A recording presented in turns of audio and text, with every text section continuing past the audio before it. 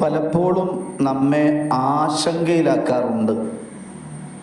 അഥവാ വർഷങ്ങളായി നാം അള്ളാഹുവിനോട് ദുആ ചെയ്യുന്നു, പക്ഷേ എന്തുകൊണ്ടാണ് എൻ്റെ ദുആ സ്വീകരിക്കപ്പെടാത്തത്?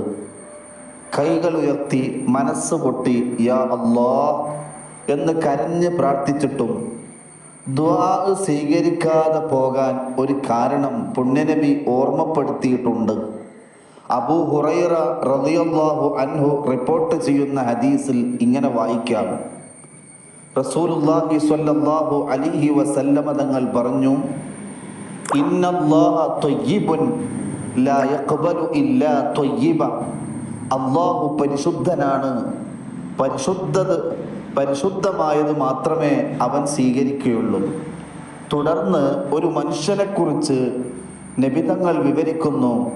അയാൾ ദീർഘയാത്ര കഴിഞ്ഞ് പൊടി പിടിച്ച അവസ്ഥയിൽ കൈകൾ ആകാശത്തേക്ക് ഉയർത്തി യാ അല്ലാഹ് യാ റബ്ബ് എന്ന് ദുആ ചെയ്യുന്നു. പക്ഷേ മത്അമുഹു ഹറാം വമൽബസുഹു ഹറാം. അല്ലാഹുവിൻ്റെ റസൂൽ പറയുന്നു, അവൻ്റെ ഭക്ഷണം ഹറാമാണ്, അവൻ്റെ പാനീയം ഹറാമാണ്, മൽബസുഹു ഹറാം, അവൻ്റെ വസ്ത്രം ഹറാമാണ്, അവൻ്റെ ഉപജീവന മാർഗം ഹറാമാണ്. അങ്ങനെ ഇരിക്കെ എങ്ങനെയാണ് അവൻ്റെ ദുആ സ്വീകരിക്കപ്പെടുക? പ്രിയപ്പെട്ടവരെ, ഈ ഹദീസ് നമ്മെ നിരാശപ്പെടുത്താനല്ല, നമ്മുടെ ജീവിതം ഒന്ന് പരിശോധിക്കാൻ വേണ്ടിയാണ്.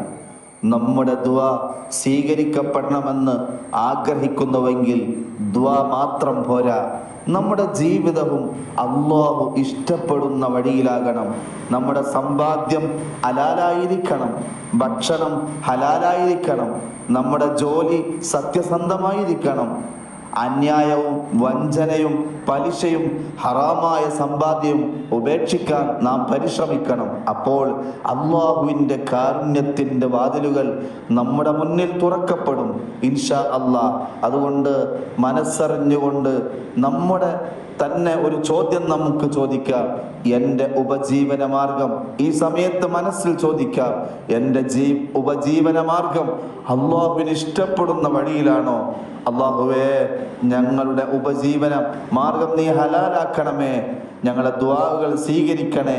അതിന് തടസ്സമാകുന്ന എല്ലാ ചിന്തകളിൽ നിന്നും പ്രവർത്തികളിൽ നിന്നും സമ്പത്തിൽ നിന്നും പൂർണ്ണമായി ഞങ്ങളെ കാക്കണേ റബ്ബേ. ഞങ്ങളെ ദുആക്ക് ഉത്തരം കിട്ടുന്ന രീതിയിൽ ഞങ്ങളെ നീ ഉയർത്തണേ അല്ലാഹ് എന്ന് നമുക്ക് മനസ്സറിഞ്ഞ് പ്രാർത്ഥിക്കാം. എല്ലാ അരുതായ്മകളിൽ നിന്ന് മാറി നിൽക്കാം. അല്ലാഹു അനുഗ്രഹിക്കട്ടെ.